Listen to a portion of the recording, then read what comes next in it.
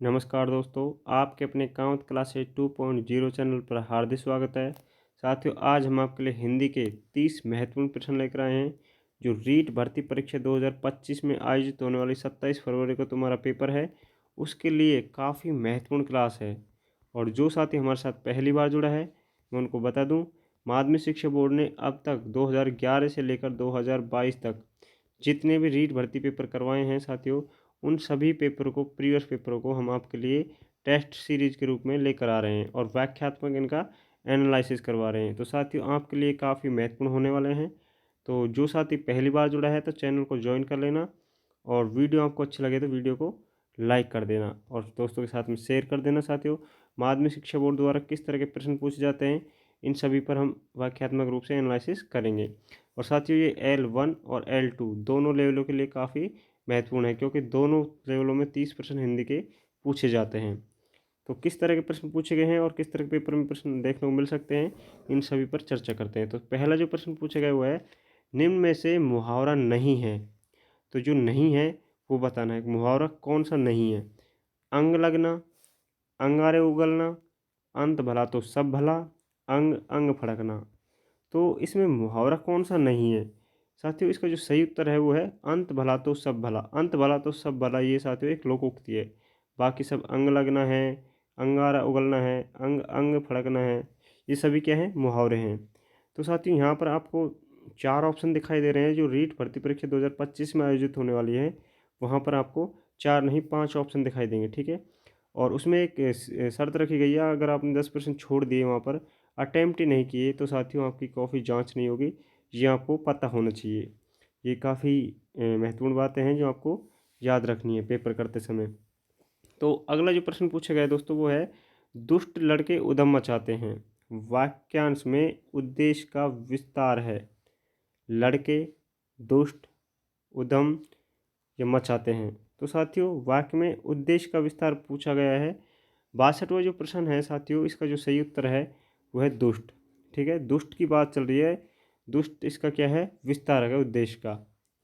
चलते हैं नेक्स्ट प्रश्न पर। और अगला प्रश्न साथियों हमारा है वाचक से संबंधित है और वाक्य से संबंधित है। 63वां जो प्रश्न पूछा गया वो है, शायद आज रोशनी गुल हो जाए और सिनेमा न हो। वाक्य में अर्थ की दृष्टि से जो वाक्य का भेद है वो हमको बताना है। तो इसमें संकेतवाचक वाक्य है, विधानवाचक वाक्य है, इच्छाबोधक है या फिर संदेहवाचक है। तो दोस्तों, इसका जो करेक्ट आंसर है वो होगा, 63वां हमारा प्रश्न है दोस्तों, इसका जो सही उत्तर है इसमें संदेह की गुंजाइश है। ठीक है, तो इसमें संदेहवाचक होगा, शायद आज रोशनी गुल हो जाए और सिनेमा न हो, क्योंकि इसमें फिक्स नहीं है कि ये काम होगा या नहीं होगा। तो इसमें क्या है, संदेह है, शायद सबसे अगर देखा जाए तो। और हम आपके लिए जो आंसर बता रहे हैं साथियों, जो माध्यमिक शिक्षा बोर्ड ने ऑफिशियल आंसर की जारी की थी, उसके तहत आपको इन प्रश्नों को लेकर आए हैं। तो यहाँ पर गलती होने की गुंजाइश नहीं है साथियों, आपको जो आंसर है वो सही बताया जाएगा। ठीक है, तो जो साथी पहली बार जुड़ा है तो चैनल को ज्वाइन कर लेना, वीडियो अच्छी लगे तो लाइक कर देना। नेक्स्ट प्रश्न पूछा गया है, वाक्यों में ऐसे शब्दों को छोड़ दिया जाना जिनके न रहने पर भी प्रसंग में वाक्य को समझने में बाधा नहीं पड़ती कहलाता है। तो ये क्या कहलाता है, अर्थांतर, कल्पनातीत, वाक्यार्थ या अध्याहार। तो साथियों, वाक्यों में ऐसे शब्द छोड़ दिया जाना जिनके न रहने पर भी प्रसंग में वाक्य को समझने में बाधा नहीं पड़ती, तो वो क्या कहलाते हैं, ये हमको बताना है। तो इस प्रश्न का जो सही उत्तर है साथियों वो होगा D option is the correct answer, अध्याहार। डी ऑप्शन बिल्कुल करेक्ट आंसर होगा, अध्याहार कहलाएगा। क्या कहलाएगा, अध्याहार। बढ़ते हैं नेक्स्ट प्रश्न पर। साथियों, अगला जो प्रश्न पूछा गया है वो है साथियों अव्यय से संबंधित, और इसमें पूछा गया है कि निम्न में से कौन सा उत्तर अव्यय के भेदों में असंगत है। जो असंगत है ये पूछा गया है साथियों, इस पर हमको थोड़ा ध्यान रखना है। संगत है या असंगत, इन पे थोड़ा नज़र रखनी है। तो क्रिया विशेषण है, विसर्ग बोधक है, संबंध बोधक है या समुच्चय बोधक, कौन सा अव्यय साथियों हमको बताना है। इस प्रश्न का जो सही उत्तर है वो है विसर्ग बोधक। बी ऑप्शन बिल्कुल करेक्ट आंसर है साथियों, क्योंकि क्रिया विशेषण अवयव हमने पढ़ा है, संबंध बोधक पढ़ा है, समुच्चय बोधक पढ़ा है, लेकिन विसर्ग बोधक कोई अवयव नहीं होता। बढ़ते हैं अगले प्रश्न पर। अगला प्रश्न जो पूछा गया है वो साथियों काफ़ी अच्छा प्रश्न है। नर्सरी तथा प्राथमिक स्तर पर कविता शिक्षण की सर्वश्रेष्ठ प्रणाली है। ऐसे प्रश्न दोस्तों कई बार रिपीट होते हैं और हर एग्जाम में आपको देखने को मिल सकते हैं। तो इस प्रश्नों को आपको ऐसे प्रश्नों पर हमको नोट करके उनको याद रखना जरूरी है। तो 66वां जो प्रश्न है इसका सही उत्तर है गीत तथा नाट्य प्रणाली। साथियों ऐसे प्रश्न बार बार रिपीट होते हैं, तो इन्हीं के लिए हम इन प्रीवियस पेपर को निकालते हैं। तो इसका जो सही उत्तर है ए है। ठीक है, नेक्स्ट प्रश्न है 67वां नंबर का हमारा प्रश्न है भाषा कौशल है शिक्षण कराना, अधिगम कराना, अनुदेशन कराना, दक्षता प्राप्त करना। तो दोस्तों जो भाषा कौशल है वो क्या है? तो भाषा कौशल का जो उद्देश्य होता है वो होता है दक्षता प्राप्त करना। डी ऑप्शन इसका बिल्कुल करेक्ट आंसर होगा। और भाषा कौशल जो है साथियों सुनना, बोलना, पढ़ना, लिखना, 4 कौशल हैं और चारों का क्रम आपको याद होना चाहिए। सुनना, बोलना, पढ़ना, लिखना, ये क्रम है इनका। और भाषा कौशल से संबंधित हर बार एक प्रश्न आपको देखने को मिलेगा रीट भर्ती परीक्षा में। नेक्स्ट प्रश्न पूछा गया है प्रोजेक्ट विधि में शिक्षा प्रदान की जाती है। सैद्धांतिक शिक्षा, जीवनोपयोगी शिक्षा, बेसिक शिक्षा, नैतिक शिक्षा। तो जो प्रोजेक्ट विधि है साथियों इसमें किस प्रकार की शिक्षा मिलती है ये हमसे पूछा गया है। तो प्रोजेक्ट विधि में जीवनोपयोगी, ठीक है, जीवन के लिए जो उपयोगी शिक्षा है वो हमको मिलती है। बी ऑप्शन इसका बिल्कुल करेक्ट आंसर होगा। बढ़ते हैं नेक्स्ट प्रश्न पर। साथियों अगला प्रश्न जो पूछा गया है वो शिक्षण विधि से संबंधित है। प्रस्तावना का मुख्य उद्देश्य है उद्देश्य कथन करना, प्रस्तुतिकरण करना, नवीन ज्ञान ग्रहण करने हेतु तत्पर करना या फिर सामान्यकरण करना। तो प्रस्तावना की अगर बात करें साथियों तो प्रस्तावना का जो उद्देश्य है वो है नवीन ज्ञान ग्रहण हेतु तत्पर करना। सी ऑप्शन इसका बिल्कुल करेक्ट आंसर होगा। चलते हैं अगले प्रश्न पर। अगला प्रश्न पूछा गया है मौलिक अभिव्यक्ति का आवश्यक गुण है गतिशीलता, ग्राह्यता, प्रभाव उत्पादकता, उच्चारण की शुद्धता। तो साथियों इनमें जो सही उत्तर है वो हमको बताना है। तो मौलिक अभिव्यक्ति की अगर बात करें तो इनका जो आवश्यक गुण है वो है साथियों उच्चारण की शुद्धता। डी ऑप्शन बिल्कुल करेक्ट आंसर होगा। चलते हैं नेक्स्ट प्रश्न पर। अगला जो प्रश्न पूछा गया है साथियों वो है निम्न में से संयुक्त व्यंजन है श्रय, बै, भय या स। तो साथियों संयुक्त व्यंजन से संबंधित भी प्रश्न कई बार आए हैं और 4 जो संयुक्त व्यंजन है वो तो हमको याद रखने हैं। इसका जो करेक्ट आंसर है वो है श्रेय।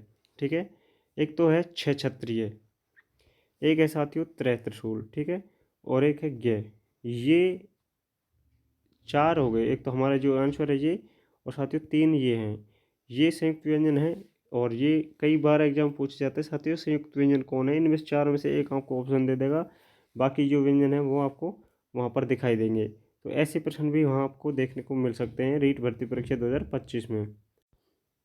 नेक्स्ट प्रश्न चलते हैं साथियों। अगला जो प्रश्न पूछा गया वो है मूल्यांकन का क्षेत्र परीक्षा से होता है सीमित होता है, विस्तृत होता है, समान होता है, संकुचित होता है। तो मूल्यांकन की अगर बात करें तो परीक्षा जो क्षेत्र होता है साथियों वो कैसा होता है? विस्तृत होता है। इसका जो सही उत्तर है वो होगा डी जो परीक्षा का जो क्षेत्र है वो क्या होगा? संकुचित होगा, विस्तृत नहीं संकुचित होगा। डी ऑप्शन बिल्कुल करेक्ट आंसर, क्योंकि मूल्यांकन में परीक्षा से बात की जा रही है तो परीक्षा क्षेत्र क्या होता है? संकुचित होता है, छोटा होता है। ठीक है, डी ऑप्शन इसका बिल्कुल सही उत्तर होगा। नेक्स्ट प्रश्न पर चलते हैं साथियों। अगला प्रश्न पूछा गया उपलब्धि परीक्षण का उपयोग नहीं होता है। जो उपलब्धि परीक्षण का उपयोग है वो नहीं होता है। वर्गीकरण, श्रेणी विभाजन, शिक्षा की कठिनाई का निदान या शैक्षिक निर्देशन। तो किसके लिए नहीं होता है वो हमको बताना है। उपलब्धि परीक्षण की अगर बात करें साथियों तो शिक्षक की कठिनाई का निदान करने में उपलब्धि परीक्षण नहीं होता है। ठीक है, सी ऑप्शन इसका क्या होगा? बिल्कुल करेक्ट आंसर होगा। नेक्स्ट प्रश्न है साथियों उस पर चर्चा करते हैं। अगला प्रश्न पूछा गया वो है चिकित्सात्मक अध्यापन को कहा जाता है। साथियों ये प्रश्न मैंने आपको कई बार नोट कराया है और फिर से इसको नोट कर लीजिए क्योंकि ये काफ़ी मोस्ट इम्पॉर्टेंट प्रश्न है और ऐसे प्रश्न हर बार रीट भर्ती परीक्षा में रिपीट होते हैं। तो चिकित्सात्मक जो अध्यापन विधि कहते हैं वो कहते हैं निदान को कहते हैं, उपचार को कहते हैं, निदान उपचार को कहते हैं, उपलब्धि को कहते हैं। तो इसका जो करेक्ट आंसर है साथियों वो है उपचारात्मक। जो चिकित्सात्मक विधि है जिसमें साथियों समस्या का समाधान होता है, ठीक है, क्या होता है इसमें, समाधान होता है, किसी भी चीज़ का हल हो जाता है, ठीक है, वो होता है उपचारात्मक। और निदानात्मक के अगर प्रश्न पूछा जाए, ये भी प्रश्न कई बार आता है, और यहाँ पर समस्या का पता लगाया जाता है, ठीक है, केवल साथियों पता चलता है, इसमें जो समस्या है उसका खोज की जाती है, पता चलता है, तो ये आपको याद रखना है। ऐसे प्रश्न अक्सर एग्जाम में देखने को मिलते हैं। नेक्स्ट प्रश्न पूछा गया है दोस्तों, पाठ्यपुस्तक रचना के सोपानों का क्रम, तो ये क्रम हमको यहाँ याद रखना है, और अगली बार जब पेपर में प्रश्न आए तो वो हमको बताना है। तो 75वां जो प्रश्न है, इसका करेक्ट आंसर साथियों वो होगा विषय सामग्री का चयन, स्तरीकरण या प्रस्तुतिकरण। तो ये जो पहला ऑप्शन है साथियों, यही इसके सोपान है और इनका क्रम भी यही है, तो ये आपको नोट कर लेना है, ठीक है। तो अगली भर्ती में आपको यहाँ प्रश्न अगर आए तो वो गलत ना हो। नेक्स्ट प्रश्न पूछा गया है दोस्तों, श्रव्य दृश्य शिक्षा से तात्पर्य नहीं है, जो नहीं है वो बताना है। और मैंने आपको पहले बता दिया, श्रव्य दृश्य और श्रव्य और दृश्य इनसे संबंधित प्रश्न हर बार एग्जाम में आते हैं। ये जो साधन है इनसे संबंधित प्रश्न एग्जाम में अक्सर पूछे जाते हैं। पहला ऑप्शन दिया गया है शिक्षा को अधिक रोचक बनाना, शिक्षा को स्थायी बनाना, शिक्षा को अधिक प्रभावकारी बनाना, शिक्षा को निष्क्रिय योजन बनाना। तो आपको बताना है इसमें जो करेक्ट आंसर होगा वो कौन सा होगा। तो शिक्षा को निष्क्रिय या निष्क्रिय योजना बनाना इनका उद्देश्य नहीं होता। इसको रोचक बनाना होता है साथियों, प्रभावकारी बनाना होता है, स्थायी बनाना होता है, लेकिन इसको बिल्कुल निष्प्रयोजन बनाना बिल्कुल भी नहीं होता, ठीक है। तो अगले प्रश्न पर बढ़ते हैं साथियों। अगला जो प्रश्न पूछा गया है वो है सतत एवं व्यापक मूल्यांकन विशेषता नहीं है। जो सतत व्यापक मूल्यांकन है उसकी विशेषता कौन सी नहीं है। तो विद्यार्थी के विकास के पक्षों पर जोर देना, विद्यार्थी का नियमित मूल्यांकन करना, गुणवत्तापूर्ण मूल्यांकन करना, विद्यार्थी की संप्राप्ति में सुधार करना। जो नहीं है वो हमको बताना है। तो साथियों इसका जो नहीं है वो है विद्यार्थी के विकास के पक्षों पर जोर देना। ए ऑप्शन बिल्कुल करेक्ट आंसर होगा। नेक्स्ट प्रश्न पर चलते हैं साथियों। अगला प्रश्न पूछा गया है 78वां प्रश्न जो है वो है सत्य असत्य परीक्षण कहलाता है। जो सत्य असत्य परीक्षण होता है वो क्या कहलाता है। साथियों यहाँ पर थोड़ा सा जो पेपर है उसका पर्दा थोड़ा सही नहीं दिखाई दे रहा है, बाकी मैं ऑप्शन आपको बोल देता हूँ। बहुसंख्यक चुनाव परीक्षण, एकांतर प्रत्युत्तर परीक्षण, समरूप परीक्षण, बहु रिक्त स्थान पूरक परीक्षण। तो जो सही उत्तर है वो हमको बताना है साथियों। इसका जो करेक्ट आंसर है वो होगा एकांतर प्रत्युत्तर परीक्षण। बी ऑप्शन इसको सही उत्तर होगा। 78वां जो प्रश्न है उसका सही उत्तर है बी ऑप्शन, ठीक है। नेक्स्ट प्रश्न पर चलते हैं साथियों। अगला जो प्रश्न है वो है रंगमंच अभिनय विधि है गद्य की, पद्य की, नाटक की या व्याकरण की। साथियों रंगमंच की बात करें, रंगमंच अभिनय की, तो ये विधि है साथियों नाटक की, ठीक है। C option is the correct answer. चलते हैं नेक्स्ट प्रश्न पर। तो साथियों अगला जो प्रश्न है उससे पहले मैं आपको बता दूं, जो साथी हमारे साथ पहली बार जुड़ा है तो हमने साइको की टेस्ट सीरीज साथियों 7 टेस्ट सीरीज कंप्लीट करा दी हैं। 7 पेपरों के जो साइको हैं वो हमने क्लियर करवा दिए हैं, तो उनको प्ले लिस्ट में जाकर देख सकते हैं। इसके अलावा हिंदी के हमारी ये 9th क्लास है साथियों, 9वीं क्लास है, तो वो भी आप यहाँ पर देख ही रहे हैं। इससे पहले 8 डाल दिए हैं, वो भी प्ले लिस्ट में जाकर देख लीजिए। बाकी L1 और L2 के लिए भी हमने टेस्ट सीरीज शुरू कर रखी प्रॉपर। EVS हो, मैथमेटिक्स हो, L2 के लिए सामाजिक अध्ययन हो और साइंस मैथ हो, साथियों सारी की सारी आपको वहाँ पर प्लेलिस्ट में देखने को मिलेगी। तो जो साथी पहली बार जुड़ा है तो चैनल को ज्वाइन कर लेना, और वीडियो अच्छी लग रही है साथियों वीडियो को लाइक ज़रूर कर देना। नेक्स्ट प्रश्न पूछा गया वो है भाषा प्रयोग एक कौशल से संबंधित पक्ष नहीं है। तो जो नहीं है वो हमको बताना है। भाषा ज्ञानगम्य है, भाषा अभ्यासगम्य है, भाषा एक सामाजिक व्यवहार है, भाषा एक अनुकरणात्मक है। तो जो नहीं है वो बताना है। तो 80 नंबर का जो प्रश्न है साथियों इसमें भाषा ज्ञानगम्य, ये गलत बात है, बाकी सारे के सारे कथन क्या है साथियों सत्य है। और दोस्तों ये प्रश्न काफ़ी महत्वपूर्ण है, ये प्रश्न हर एग्जाम में आपको देखने को मिलेंगे, क्योंकि ऐसे प्रश्न ही बार बार रिपीट होते हैं साथियों। प्रीवियस पेपर आपके लिए काफ़ी महत्वपूर्ण होने वाले हैं। और अगला जो प्रश्न पूछा गद्यांश से संबंधित है, जो 81 से 85 नंबर तक जो प्रश्न है ये साथियों गद्यांश को पढ़कर हमको इनके जवाब देने हैं, ठीक है। ये गद्यांश आपके सामने है, इसको पढ़ना है और इसमें से हमको क्या देना है, उत्तर देना है साथियों। पहला प्रश्न जो पूछा गया है साथियों वो है शरीर यात्रा के लिए जितना आवश्यक हो उससे अधिक पैसा अन्न आदि का न लेना। अर्थ को व्यक्त करने वाला शब्द है अपरिचित, अप्रजातांत्रिक, अपरिपक्व, अपरिग्रह। तो साथियों जो इसका करेक्ट आंसर है वो हमको बताना है। तो इसका जो सही उत्तर है वो है अपरिग्रह। क्या है? अपरिग्रह। डी ऑप्शन बिल्कुल सही उत्तर होगा। ठीक है, बढ़ते हैं नेक्स्ट प्रश्न पर। अगला साथियों संधि से संबंधित प्रश्न पूछा गया है वो है सत्याग्रह में कौन सी संधि है? व्यंजन संधि है, दीर्घ संधि है, यण संधि है या विसर्ग संधि है? तो जो संधि है वो हमको बतानी है। सत्याग्रह में जो संधि है साथियों वो है दीर्घ संधि। क्या होगी? सत्य प्लस आग्रह। क्या होगा इसका संधि विच्छेद साथियों? सत्य प्लस आग्रह। ठीक है, तो ये इसका संधि विच्छेद हो जाएगा। बढ़ते हैं नेक्स्ट प्रश्न पर। अगला जो प्रश्न पूछा गया है वो है काल से संबंधित और अंग्रेजों का मुकाबला किया इस काल में जो है कौन सा काल है वो बताना है। आसन भूतकाल, संभाव्य वर्तमान काल, संभाव्य भविष्य, सामान्य भविष्य काल या सामान्य भूतकाल। तो इसका जो सही उत्तर है साथियों अंग्रेजों का मुकाबला किया, तो किया भूतकाल में किया। ठीक है, इसका जो डी ऑप्शन है इसका बिल्कुल सही उत्तर होगा। बढ़ते हैं नेक्स्ट प्रश्न पर। अगला प्रश्न साथियों लिंग से संबंधित प्रश्न पूछा गया है और वो है निम्न में से कौन सा स्त्रीलिंग है? निम्न में से स्त्रीलिंग कौन सा है? धर्म है, संप्रदाय है, रंग है, जाति है।